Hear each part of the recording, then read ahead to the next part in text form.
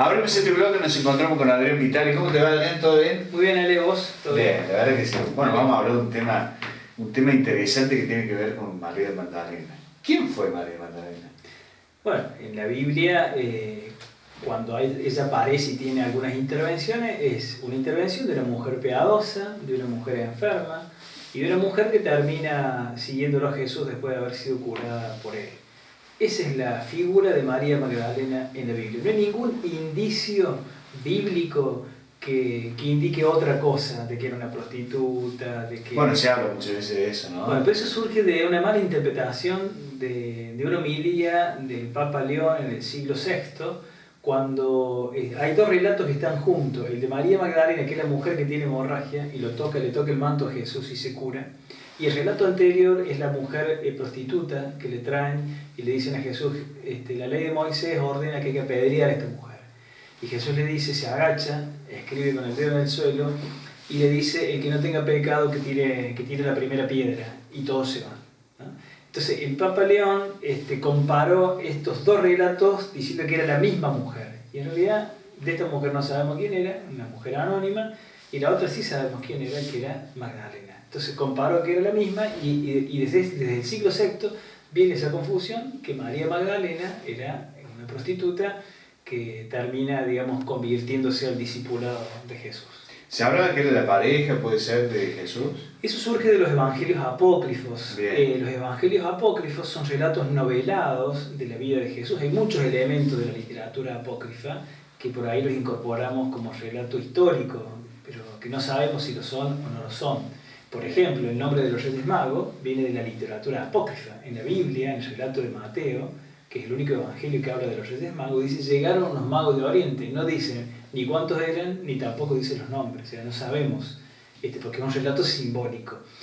Con el tema de María Magdalena también, bueno, se han hecho películas, hay una serie de Netflix, se escribió el libro El Código Da Vinci. Sí, bueno, ahí habla sobre diferentes grupos que buscaban el cáliz, ¿no es cierto? O sea, que tenía que ver con esta historia que si tenía una rama en la cuestión de los hijos de Jesús y demás.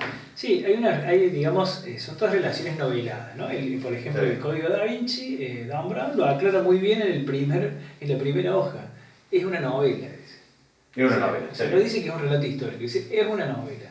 Y si es una novela, el relato es novelado. O sea, no podés llegar a una conclusión de una verdad histórica, digamos. Podés tener elementos, pero el objetivo de la novela no es ese. Bien. Hay mucha historia de esto, digo, cómo se van entrelazando las historias, pero más allá de eso también se habla del Evangelio de Judas. También tiene que ver con estas historias que no son relatos bíblicos ciertos. No, son relatos de la literatura apócrifa del momento. Hay muchos evangelios, hay cerca de 77, 78 evangelios. El evangelio de Tomás, el evangelio de Pedro, el evangelio de todos los discípulos, si vos querés, digamos. Nada más que cuando se hace la selección canónica de los textos que van a ser, digamos, como elementos dogmáticos para que el pueblo cristiano crea, se concluye con estos cuatro, ¿no? Estos cuatro evangelios. Pero sí está el de Tomás, que es el evangelio cocto de Tomás, que tampoco está en la Biblia, digamos, ¿no? Pero hay muchos evangelios, digamos, que vienen de la literatura apócrifa, ¿no? Porque también había una costumbre literaria de la época que muchos escribían y ponían nombres de famosos para que sean leídos. Antes no estaba el tema de la autoría, digamos, ¿no? De los derechos de autor, ¿no? Yo escribí esto y lo firmo. Antes se escribía y le ponían el nombre de una persona importante para que ese contenido sea leído. En la Biblia tenemos muchos elementos, por ejemplo, en el libro del profeta Isaías tenemos 3 Isaías, se llama, ¿no? No sabemos quiénes fueron los que escribieron el libro del profeta Isaías, y sin embargo aparece el nombre del profeta Isaías como si él fuera el autor de todas las profecías, digamos, ¿no? Pero era común también en la cultura de la época. Entonces digo, leer desde la perspectiva cultural nuestra, una cultura de 2500 años para atrás, y bueno, tiene sus complejidades, no es lineal, digamos, no podemos interpretar como interpretaríamos hoy las mismas situaciones que se interpretaban antes, ¿no? Está bien.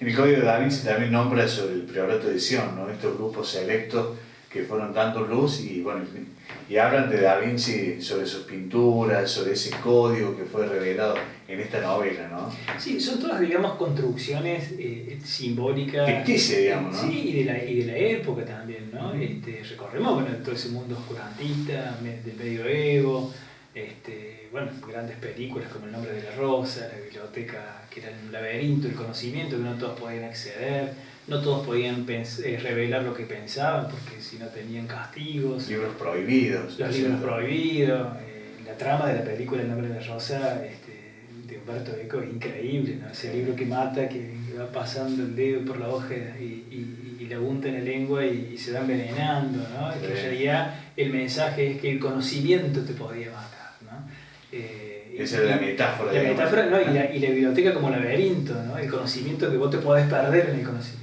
Entonces no cualquiera podía acceder al conocimiento, por eso el conocimiento estaba en los monasterios. No estaba en el pueblo pobre estaba afuera, no entendía nada, solamente tenía que ir a escuchar, digamos, no tenía posibilidad de debate, no había acceso a los textos bíblicos, era un control absoluto de la palabra, del mensaje y del poder también. Hablaste de la serie de Netflix, muy interesante, muy buena está, porque está muy bien relatada, digo, con tantos capítulos, donde te lleva a ese momento, a esa época, ¿no?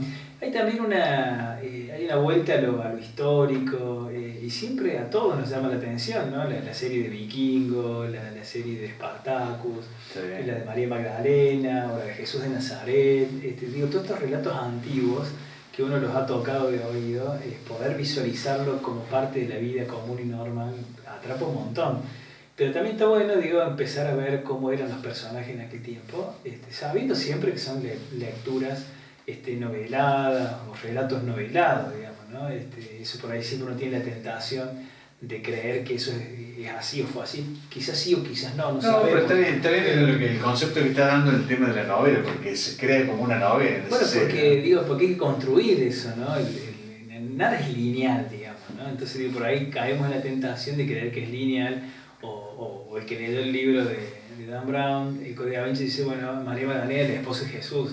En el libro no aparece en ningún momento, digamos, ese tipo de relación, al contrario, era una mujer comprometida en la causa de Jesús, fiel, que lo siguió hasta la cruz y fue hasta el sepulcro para poder terminar ese proceso, digamos, cultural de la sepultura, una cuestión de honor, pero en ningún momento se la presenta de otra manera, digamos, ¿no? Entonces digo, por ahí abordar los personajes haciéndole decir cosas que nunca dijeron, bueno, es parte de la novela. En la novela se puede jugar con eso, si no sería, si uno sostuviese eso como un relato verdadero, estaríamos mintiendo también, ¿no? A mí me llama la atención, ¿no es cierto?, el escenario de la serie y cómo podemos llevarlo al mundo actual, que todavía se relacionan en esos lugares y siguen viviendo de esa forma, ¿no?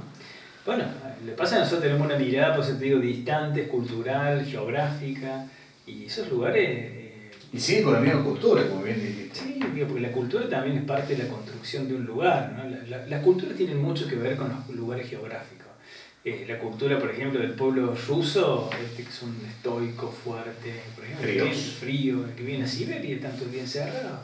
Por eso salen grandes músicos, grandes científicos, porque no tenés otra cosa que hacer en tu casa, digamos, ¿no? No tenés tiempo de esparcimiento, es muy raro. Por eso digo, las cuestiones culturales, geográficas determinan los comportamientos culturales, ¿no? El que vive en el desierto, el calor, bueno, es distinto que el que vive en el frío o en la zona mediterránea o en la zona tropical. Claro, pero llama la atención eso, ¿no? Es como si el tiempo se hubiese quedado en ese momento y no progresó nunca, ¿no? Ni siquiera tecnología ni nada, ¿no? Es que, bueno, por ejemplo, Israel, bueno, ha desarrollado mucho, ¿no? Donde se daban, digamos, este tipo de escenas, pero bueno, sigue siendo un desierto el lugar, la geografía sigue siendo el desierto, no ha mejorado las condiciones de vida, pero sigue siendo el desierto. Por eso se pueden construir este tipo de relatos y de trama y siempre llaman la atención. Digamos, uno va quizá a Turquía, al antiguo Estambul, Bizancio, y puedes encontrar con todos esos rasgos históricos de esa cultura antigua que, bueno, que sigue hablando, nos sigue diciendo cosas en la actualidad. O si vas a España, vas viendo cómo van descubriendo cosas antiguas, de culturas pasadas, de lugares donde vivió el Homo sapiens. Pero bueno, es parte de nuestro mundo, que es muy pequeño, aunque creamos que es grande. Sí. Por eso nos vamos reencontrando con historias pasadas que no sabíamos que existían. Está bien. Y lo que llama la atención también que muchos de los escenarios que han utilizado esta serie son particulares de ese lugar, ¿no? Y eso es lo que llama la atención, ¿no? Sí, bueno, por eso se mantienen. Si vas, por ejemplo, al Muro de los Lamentos, todavía está, digamos, los lugares históricos, digamos, el Vía Crucis, digamos, que el Camino de la Cruz, algunos lugares se conservan, ¿no? Y bueno, por eso se pueden reconstruir estas cosas, ¿no? Cuando hicieron la película Gladiador, recrear eso en el Coliseo, digamos. Digo, hay elementos que todavía se pueden utilizar, digamos, para este tipo de posibilidades escénicas, ¿no? Bueno, Ale, gracias como siempre. Bueno, Ale, gracias. Interesante. Nosotros continuamos con el programa, ya veremos.